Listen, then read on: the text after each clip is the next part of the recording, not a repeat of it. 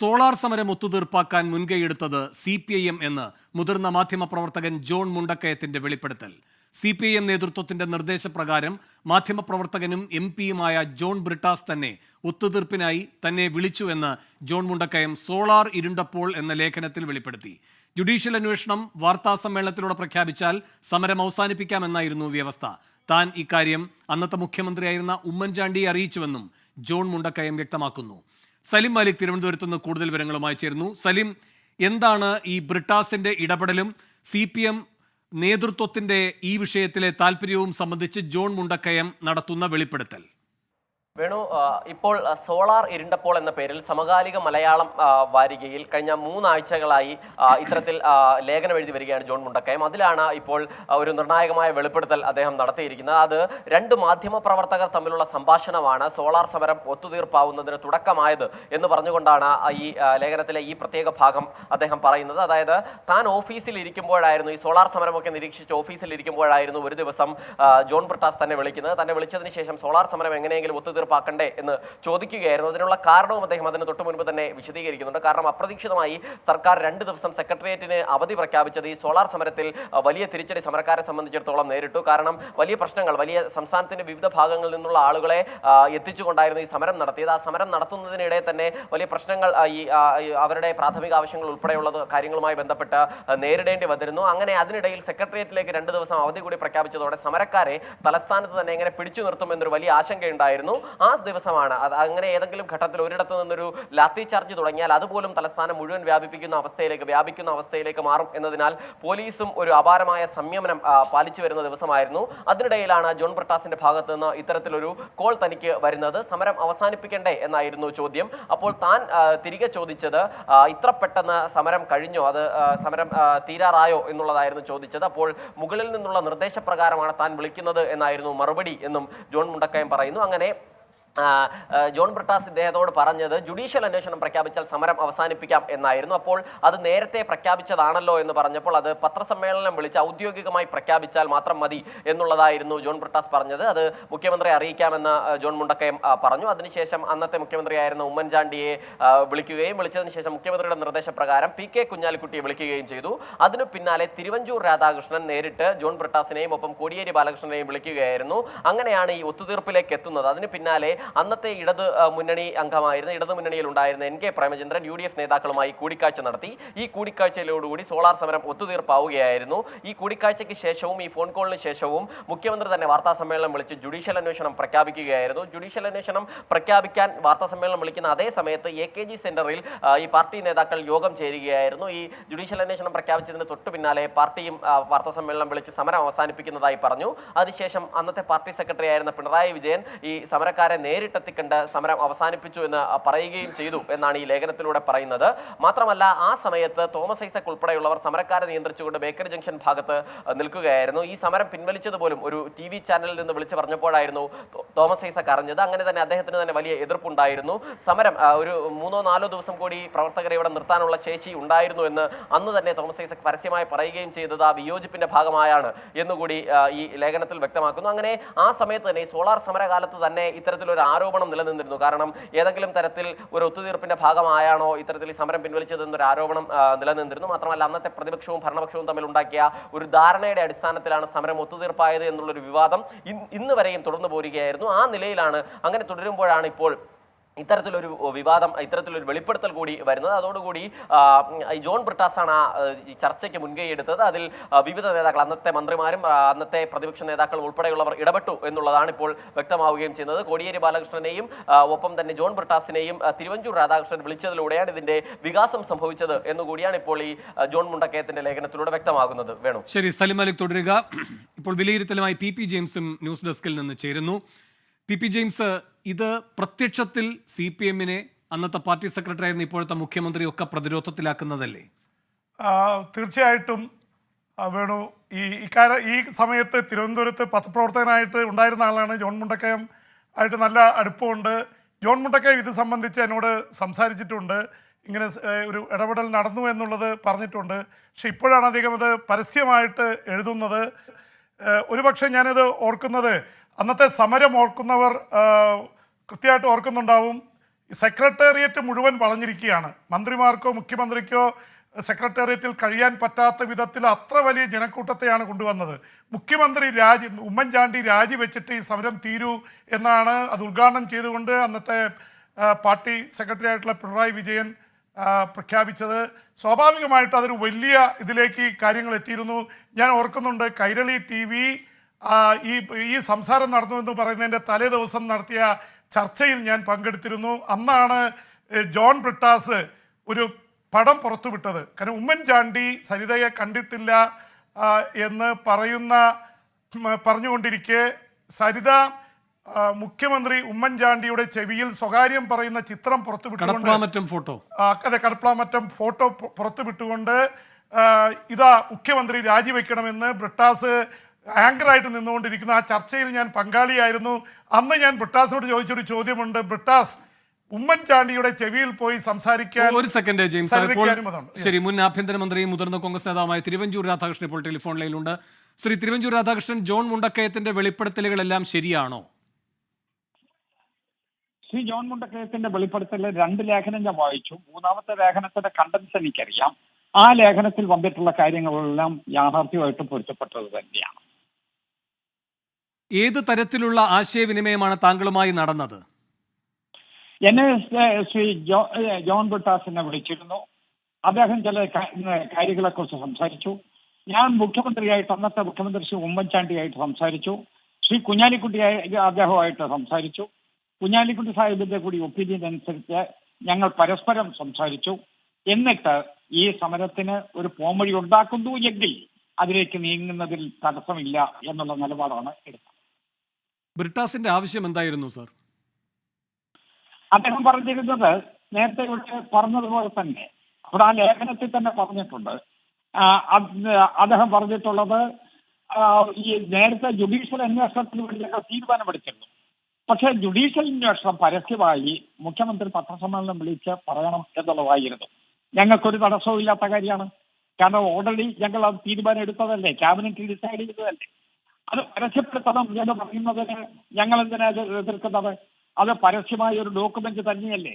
അപ്പൊ അതുകൊണ്ട് അത് ഞങ്ങൾ പരസ്യപ്പെടുത്തി, ഒരു തർക്കം ഉണ്ടായില്ല. ആ സമരം നടക്കുന്ന ദിവസം നിങ്ങൾ എല്ലാവരും ഉമ്മൻചാണ്ടിയുടെ വസതിയിലായിരുന്നല്ലോ. അന്ന് ആണോ ഈ കൂടിയാലോചനകളൊക്കെ പൂർത്തീകരിച്ചത്? സമരം നടക്കുന്ന ദിവസം രാവിലെ 9 മണിക്ക് ക്യാബിനറ്റ് വെച്ചിരുന്നു. ആ ക്യാബിനറ്റിൽ മുഖ്യമന്ത്രിയെയും മന്ത്രിമാരെയും കയറ്റില്ല എന്നുള്ളതായിരുന്നു സമരത്തിൽ വന്നിട്ടുള്ള ആളുകൾ പരസ്യമായി പറഞ്ഞിരുന്ന കാര്യങ്ങൾ. പക്ഷേ ക്യാബിനറ്റ് 9 മണിയായപ്പോൾ മന്ത്രിമാരെല്ലാവരും എത്തി. രാവിലെ തന്നെ മുഖ്യമന്ത്രി ശ്രീ ഉമ്മൻചാണ്ടി ഞങ്ങൾ ഒരുമിച്ചാണ് സെക്രട്ടേറിയറ്റിലേക്ക് വന്നത്. മറ്റു മന്ത്രിമാരെല്ലാവരും കുഞ്ഞാലിക്കുട്ടി സാഹിബടക്കം എല്ലാ മന്ത്രിമാരും ക്യാബിനറ്റിൽ 9 മണിക്ക് മുമ്പ് തന്നെ എത്തി. ഞങ്ങൾ അവിടെ ക്യാബിനറ്റ് കൂടി, ഒരു ബുദ്ധിമുട്ടും ഉണ്ടായില്ല. കാരണം അത് കന്റോൺമെന്റ് ഗേറ്റ് തടയേണ്ട എന്ന തീരുമാനം സമരക്കാരുടെ ഭാഗത്തുനിന്നുകൂടി ഉണ്ടായതുകൊണ്ടല്ലേ? അല്ല, കണ്ടോൺമെന്റ് ഗേറ്റ് തടഞ്ഞല്ലോ. കണ്ടോൺമെന്റ് ഗേറ്റ് തടയാൻ സാധ്യമല്ല എന്നത് ഞങ്ങളുടെ നിലപാടാണ്. കാരണം കണ്ടോൺമെന്റ് ഗേറ്റിൽ അവിടെ 144 പ്രഖ്യാപിച്ചിട്ടുള്ളതാണ്. അത് ഹൈക്കോടതിയുടെ തീരുമാനമാണ്. അപ്പൊ അതുകൊണ്ട് സ്വാഭാവികമായിട്ടും 144 പ്രഖ്യാപിച്ച ഒരു പ്രദേശത്ത് ആൾക്കൂട്ടം സംഭവിക്കാൻ കഴിയില്ല. അതിനെക്കുറിച്ച് തന്നെ പലവട്ടം ചർച്ച നടത്തിയിരുന്നു. പക്ഷെ ഞങ്ങൾക്ക് അതിനകത്ത് വിട്ടുവീഴ്ച ചെയ്യാൻ കഴിയില്ലായിരുന്നു. അതേസമയം കണ്ടോൺമെന്റ് ഗേറ്റ് ഒഴിച്ച് മാറ്റിയ 3 ഗേറ്റുകളുണ്ട്. ആ 3 ഗേറ്റുകൾ വളയുന്നതിനെ കുറിച്ച് ഞങ്ങൾക്കും തർക്കമില്ല. സ്വാഭാവികമായിട്ട് സമരത്തിൽ വരുന്ന ആളുകൾ വന്നിട്ടുള്ള വടക്കേ ഗേറ്റ്, തെക്കേ ഗേറ്റ്, മറുവശത്തുള്ള ഗേറ്റ്, YMCയുടെ ഭാഗത്തുള്ള ഗേറ്റ്, ഇതൊക്കെ തടയുന്നതിന് തർക്കമില്ല. പക്ഷേ അവിടെ 144 പ്രഖ്യാപിച്ചതാണ് പുല്ലൻ റോഡ്. ആ പുല്ലൻ റോഡിലൂടെ അവിടെ കണ്ടോൺമെന്റ് ഗേറ്റിൽ കയറുന്നത്. ആ കണ്ടോൺമെന്റ് ഗേറ്റ് തടയാൻ ഞങ്ങൾ സമ്മതിക്കില്ല എന്ന് പറഞ്ഞിരുന്നു. അവസാനം അത് കണ്ടോൺമെന്റ് ഗേറ്റ് തുറന്നിടുകയും ചെയ്തു. അന്നത്തെ ക്യാബിനറ്റ് കഴിഞ്ഞതിന് ശേഷം അന്നത്തെ ക്യാബിനറ്റ് ശാന്തമായി തീർന്നു. ക്യാബിനറ്റ് കഴിഞ്ഞതിന് ശേഷം ക്യാബിനറ്റിൽ മന്ത്രിമാരെ കയറ്റില്ല എന്നുള്ളതായിരുന്നല്ലോ പ്രഖ്യാപനം. മന്ത്രിമാർ വരികയും ഒഫീഷ്യലായിട്ട് ക്യാബിനറ്റ് കൂടുകയും ചെയ്തതോടുകൂടി പിന്നീട് ആ ഒരു ഡിമാൻഡ് ഇൻഫ്രക്ചറായി പോയി. കാരണം ക്യാബിനറ്റിൽ സെക്രട്ടേറിയറ്റ് കയറ്റില്ല എന്ന് പറഞ്ഞ പിടിവാശി ഇല്ലാതെ പോയല്ലോ. അത് കഴിഞ്ഞതിന് ശേഷം നിങ്ങൾ പിന്നീട് കൂടിയാലോചനകളിലേക്ക് കടക്കുകയായിരുന്നോ ബ്രിട്ടാസുമായി ബന്ധപ്പെട്ട കാര്യങ്ങളുടെ അടിസ്ഥാനത്തിൽ? ബ്രിട്ടാസ് നേരത്തെ തന്നെ സംസാരിച്ചിരുന്നു. അതിനുശേഷം മറ്റ് കാര്യങ്ങളിലേക്ക് കടന്നു വിശദാംശങ്ങൾ പറഞ്ഞിരുന്നു. അവിടെ അവരുടെ ചാർട്ട് ഓഫ് ഡിമാൻഡ് ഞങ്ങളുടെ കയ്യിൽ നേരത്തെ തന്നിരുന്നു. ആ ഡിമാൻഡിനകത്തെ ചില കാര്യങ്ങൾ ഞങ്ങൾ പരിശോധിച്ചു. ഞങ്ങൾക്കാവുന്ന രൂപത്തിലുള്ള കാര്യങ്ങൾ ചെയ്യുന്നതിന് വേണ്ടി എപ്പോഴും സന്മനസ്സായിരുന്നു. ഞങ്ങൾക്കൊരു തടസ്സം ഉണ്ടായിരുന്നില്ല. ക്യാബിനറ്റ് തന്നെ എടുത്തൊരു തീരുമാനം അത് പരസ്യമായി പറഞ്ഞാൽ മതി എന്ന് പറയുന്ന അത്രയും CPM വിട്ടുവീഴ്ച ചെയ്യാനുള്ള സാഹചര്യം എന്തായിരുന്നു? ആ സമരത്തിന് വേണ്ടി നല്ല പ്രിപ്പറേഷൻസ് അവരെടുത്തിരുന്നു. കേരളത്തിന്റെ വിവിധ ജില്ലകളിൽ നിന്നായി ഇവിടെ സമരഭടന്മാർക്ക് യാത്രയപ്പ് കൊടുക്കുക, രക്തഹാരമണിയിക്കുക, അവർ മടങ്ങി വരുന്നത് മുഖ്യമന്ത്രിയെ താഴെ ഇറക്കിയേ ഉള്ളൂ എന്ന് പ്രതിജ്ഞയെടുക്കുക, എന്നിട്ട് അവിടെ നിന്ന് ട്രെയിൻ കയറുക. ഈ പ്രിപ്പറേഷൻസിന് ശേഷമാണ് അവർ തിരുവനന്തപുരത്ത് എത്തുന്നത്. അപ്പോൾ തിരുവനന്തപുരത്ത് വന്നു കഴിയുമ്പോൾ ആ സമരം നീണ്ടു നിന്നാൽ പിടിച്ചു നിർത്താൻ പറ്റുന്ന വിധത്തിലുള്ള എന്തെങ്കിലും നടപടികൾ എടുത്തിട്ടുണ്ടോ എന്നുള്ളത് എനിക്ക് സംശയമാണ്. കാരണം ദീർഘമായി സ്വാഭാവികമായിട്ടും അനുദിന കാര്യങ്ങൾക്ക് വേണ്ടിയുള്ള അവർക്കുള്ള ഫെസിലിറ്റി കൊടുക്കണ്ടേ, അതിനുള്ള ക്രമീകരണങ്ങൾ ഉണ്ടാവണ്ടേ. അപ്പൊ അതൊന്നുമില്ലാതെ അത് ഒരു അനിശ്ചിതമായ ഒരു സമരം, ബഹുജന സമരം അങ്ങനെ മുന്നോട്ട് കൊണ്ടുപോകാൻ പറ്റുമോ? അതുകൊണ്ട് അവർക്കും ഒരു ഘട്ടത്തിൽ ഈ സമരം തീർക്കേണ്ടി വരും എന്ന് ഏതെങ്കിലും ചില ആളുകൾക്കെങ്കിലും തോന്നിയിട്ടുണ്ടാവും. രാഷ്ട്രീയ കേരളം കണ്ടിട്ടില്ലാത്തൊരു അസാധാരണമായ പ്രക്ഷോഭമാണ് അന്ന് സെക്രട്ടേറിയറ്റിന് മുൻഭാഗത്ത് കണ്ടത്. അപ്പോൾ ഒരു തയ്യാറെടുപ്പും ഇല്ലാതെ സാഹസികമായി എടുത്ത ഒരു സമരപ്രഖ്യാപനം എന്നാണോ അവർക്ക് തന്നെ വീണ്ടും വിചാരം ഉണ്ടായത് എന്ന് താങ്കൾ മനസ്സിലാക്കുന്നത്? ഇല്ല, അവര് നല്ല പ്രിപ്പറേഷൻസ്, ഈ സമരഭടന്മാരെ കൊണ്ടുവരുന്ന കാര്യത്തിൽ നല്ല പ്രിപ്പറേഷൻസ് അവരെടുത്തിരുന്നു. അവർ സമരഭടന്മാരെ ഏഴാം പ്രദേശത്ത് യാത്ര വയ്ക്കുക, തീവണ്ടിയിൽ കയറിയിട്ടുള്ള ആളുകൾക്ക് പ്രത്യേകമായ മുദ്രാവാക്യം വെച്ച് അവരെ പ്രോത്സാഹിപ്പിക്കുക, അങ്ങനെ എല്ലാ നടപടികളും അവർ ചെയ്തിരുന്നു. അല്ല സാർ, അങ്ങ് തന്നെ ചൂണ്ടിക്കാട്ടിയതുപോലെ ഈ ദൈനംദിന കാര്യങ്ങൾ അടക്കം ചെയ്യുന്നതിലെ പ്രായോഗികമായ ബുദ്ധിമുട്ടുകൾ അത് നേതൃത്വത്തിന്റെ ആലോചനയിൽ ആ ഘട്ടത്തിൽ വന്നിട്ടുണ്ടായിരുന്നില്ല എന്നാണോ? അത് അവരാണ് പറയേണ്ടത്. എനിക്കതിനെ കുറിച്ച് അറിയില്ല. 10,000-കണക്കിന് ആളുകളെ അനിശ്ചിത കാലത്തേക്ക് പിരിയാത്ത സമരമായി ഇവിടെ ക്യാമ്പ് ചെയ്യുമ്പോൾ അതിന് ചെയ്യുന്ന പ്രിപ്പറേഷൻസ് അവരാണ് ചെയ്യേണ്ടത്. അതെന്താ ചെയ്യാത്തതെന്നുള്ള അവരാണ് മറുപടി പറയേണ്ടത്. ശ്രീ തിരുവഞ്ചൂർ, ഈ സമരവുമായി ബന്ധപ്പെട്ട് പിന്നീട് അവർ പിൻവാങ്ങുന്നതിന്റെ ഒരു കാരണം, പ്രധാനപ്പെട്ട ഒരു കാരണം, നിങ്ങൾ ഈ 2 ദിവസം സെക്രട്ടേറിയറ്റിന് അവധി പ്രഖ്യാപിച്ചതാകുമോ? 2 ദിവസം സെക്രട്ടേറിയറ്റിന് അവധി പ്രഖ്യാപിക്കാതെ നിവൃത്തിയില്ലല്ലോ. കാരണം സാധാരണ സെക്രട്ടേറിയറ്റിലെ സാധു ജീവനക്കാർ എന്തിനാ ഇവരുമായിട്ട് കൺഫ്രണ്ടേഷന് വേണ്ടി നമ്മൾ ഇട്ടുകൊടുക്കുന്നത്? അത് ചെയ്യരുതല്ലോ. 2 ദിവസം സെക്രട്ടേറിയറ്റിന് അവധി കൊടുത്താൽ അത്രയും സന്തോഷമല്ലേ? അതേസമയം സെക്രട്ടേറിയറ്റിനകത്ത് ജീവനക്കാരെ കയറ്റില്ലെന്നുള്ളതല്ല, മന്ത്രിമാരെ കയറ്റില്ല എന്നുള്ളതായിരുന്നു അവരുടെ ആവശ്യമായി മാധ്യമങ്ങളിൽ വന്നത്. മന്ത്രിമാരെല്ലാവരും കയറി ക്യാബിനറ്റ് ഞങ്ങൾ കൂടി ഞങ്ങൾ തീരുമാനമെടുത്തു. അങ്ങനെ ഞങ്ങൾ മുന്നോട്ട് പോയി. അവസാനമായി ഒരു കാര്യം കൂടി ശ്രീ തിരുവഞ്ചൂർ, ഈ വെളിപ്പെടുത്തൽ വരുമ്പോൾ അത് ആരെയാണ് പ്രതിരോധത്തിലാക്കുന്നത്? ഞാനത് പറയുന്നത് ശരിയല്ല. കാരണം ആര് പ്രതിരോധത്തിലായാലും ചരിത്ര സത്യങ്ങൾ നമുക്ക് മറക്കാൻ കഴിയില്ല. ഇതൊക്കെ ചരിത്രത്തിന്റെ ഒരു ആലേഖനം ചെയ്യുന്ന ഭാഗങ്ങളാണ്. അതുകൊണ്ട് ആ ചരിത്ര സത്യങ്ങളെ നമുക്ക് മറക്കാൻ കഴിയില്ല. അതിൽ ആര് പ്രതി ആര് വാദി എന്നുള്ളതിനെ കുറിച്ചൊരു ചർച്ച സത്യത്തിൽ അതിൽ ഞാൻ ഉൾക്കൊള്ളുന്നത് ശരിയല്ല. താങ്കളെ ഒരുപാട് വേട്ടയാടിയ വിഷയമാണ്. CPM തന്നെയായിരുന്നു താങ്കൾക്ക് നേരെ ആരോപണങ്ങളുടെ കുന്തമുന നീട്ടിയത്. അതുപോലെ തന്നെ ഉമ്മൻചാണ്ടിയെ അദ്ദേഹം ജീവിച്ചിരിക്കുമ്പോഴും മരണാനന്തരവും വേട്ടയാടുന്ന തരത്തിലുള്ള നീക്കങ്ങളാണ് ഉണ്ടായത്. അതിനൊക്കെ ഈ വെളിപ്പെടുത്തലിലൂടെ ഒരു കാലനീതി വരുന്നു എന്നാണോ? കാരണം ഹൈക്കോടതി പോലും അങ്ങനെ പരാമർശിക്കുകയുണ്ടായി, ഉമ്മൻചാണ്ടിയുടെ ആത്മാവിനേറ്റ മുറിവ് എന്ന രൂപത്തിൽ.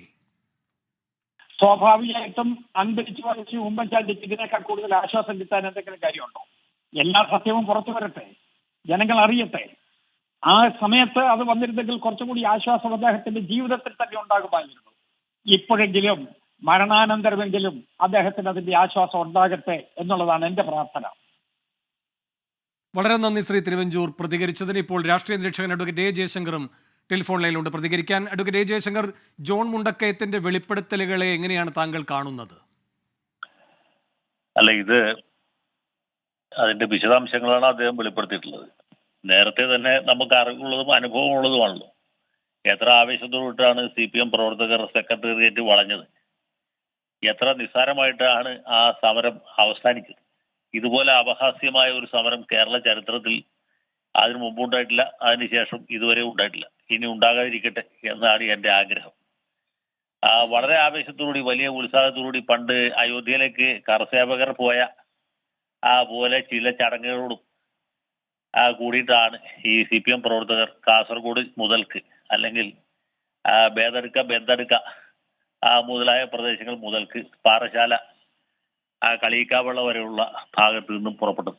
ഇത്തവണ ഉമ്മൻചാണ്ടിയുടെ സർക്കാരിന്റെ കഥ കഴിച്ചിട്ടേ വരികയുള്ളൂ എന്നൊക്കെ ഓരോ സ്ഥലത്തും ഇവര് വീരവാദം മുഴക്കിയിട്ടാണ് പറഞ്ഞത്.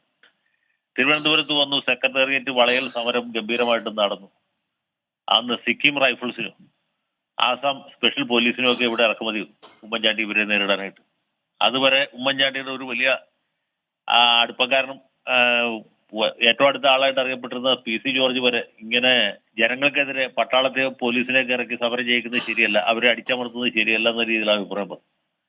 ഉമ്മൻചാണ്ടി സർക്കാരിന്റെ പതനം ആസന്നമായി എന്നെല്ലാവരും വിചാരിച്ച ആ സമയത്ത് പെട്ടെന്ന് സമര മുന്നണിയിൽ നിൽക്കുന്ന തോമസ് ഐസക്കിനെ പോലും ഞെട്ടിച്ചുകൊണ്ട് സമരം പിൻവലിക്കാൻ.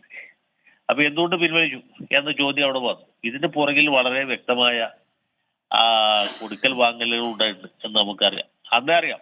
പക്ഷെ അതിന് വ്യക്തത ഉണ്ടായിരുന്നില്ല, അതിന് സ്പഷ്ടത ഉണ്ടായിരുന്നില്ല എന്ന് മാത്രമേ ഉള്ളൂ. കേരള രാഷ്ട്രീയത്തിലെ എക്കാലത്തെയും അപഹാസ്യമായ ഏറ്റവും ജീർണിച്ച ഏറ്റവും ലജ്ജാകരമായ ഒരു അധ്യായമായിട്ട് അത് അവസാനിച്ചു. അതിന്റെ തുടർ ചലനങ്ങൾ ഇപ്പോഴും തീർന്നിട്ടില്ല. പല ഘട്ടങ്ങളിൽ ശിവരാജൻ കമ്മീഷനായിട്ടും അതിന്റെ നാണം കെട്ട തെളിവെടുപ്പ് രീതികളുമായിട്ടും അതിന്റെ അന്തവും കുന്തവും ഇല്ലാത്ത റിപ്പോർട്ടായിട്ടും അതിനെ തുടർന്നുണ്ടായ നിയമ നടപടികളായിട്ടും ഉമ്മൻചാണ്ടിക്ക് മരണാനന്തരം പോലും നേരിടേണ്ടി വന്ന അപഖ്യാതി, അപമാനം അദ്ദേഹത്തിന്റെ കുടുംബാംഗങ്ങൾക്ക്, പ്രത്യേകിച്ച് അദ്ദേഹത്തിന്റെ പെൺമക്കൾക്ക് ഒക്കെ നേരിടേണ്ടി വന്ന പലതരത്തിലുള്ള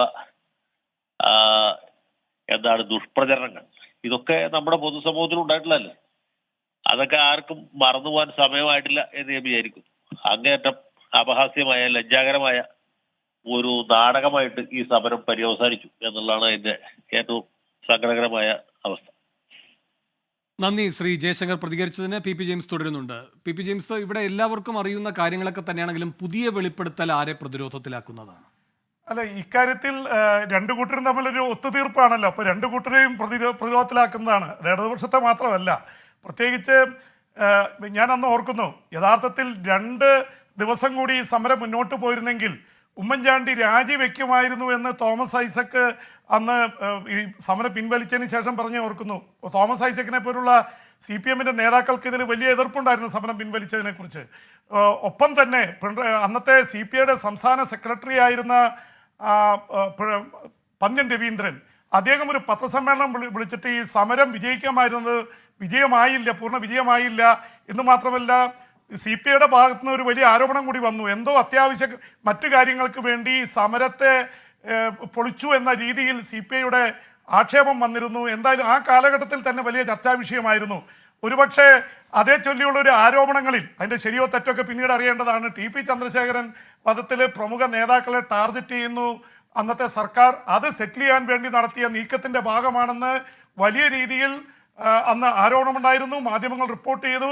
പക്ഷെ അതേക്കുറിച്ച് ഇപ്പോൾ തിരുവഞ്ചൂർ രാധാകൃഷ്ണൻ എന്ന ആഭ്യന്തര മന്ത്രിയായിരുന്നു, ആഭ്യന്തര വകുപ്പിനെതിരെ മുഖ്യമന്ത്രിയായിരുന്നു ഉമ്മൻചാണ്ടിക്കെതിരെയൊക്കെ അന്ന് കേസ് സെറ്റിൽ ചെയ്ത് കൊടുത്തു എന്നുള്ള ആക്ഷേപം ഉണ്ടായിരുന്നു. അപ്പോൾ അതുകൊണ്ട് ഒരു പക്ഷത്തെ മാത്രമല്ല 2 പക്ഷത്തെയും പ്രതിരോധത്തിലാക്കുന്ന ഒരു കാര്യമാണ്. പ്രത്യേകിച്ച് ഇതുപോലൊരു സമരം നമ്മളൊന്നും കണ്ടിട്ടുണ്ടാവില്ല, വേണു ഓർക്കുന്നുണ്ടാവും ഒരു പക്ഷേ. അപ്പോൾ ആ തരത്തിലുള്ള സമരമായിരുന്നു. അപ്പോൾ എന്തായാലും ഇത് വല്ലാത്ത രീതിയിൽ ഇത് കേരള രാഷ്ട്രീയം ചർച്ച ചെയ്യപ്പെടാൻ പോവുകയാണ് എന്നാണ് എനിക്ക് തോന്നുന്നത്. ശരി, സോളാർ സമരം അവസാനിപ്പിച്ചത് CPM-ന്റെ മുൻകൈയിലും താല്പര്യപ്രകാരവും എന്ന വെളിപ്പെടുത്തലിന്റെ വിശദാംശങ്ങളാണിപ്പോൾ ജോൺ മുണ്ടക്കയം നൽകിയിരിക്കുന്നത്. അദ്ദേഹത്തിന്റെ ലേഖനത്തിലൂടെ ഇതേ സംബന്ധിച്ച പ്രതികരണങ്ങളാണ് കേട്ടത്.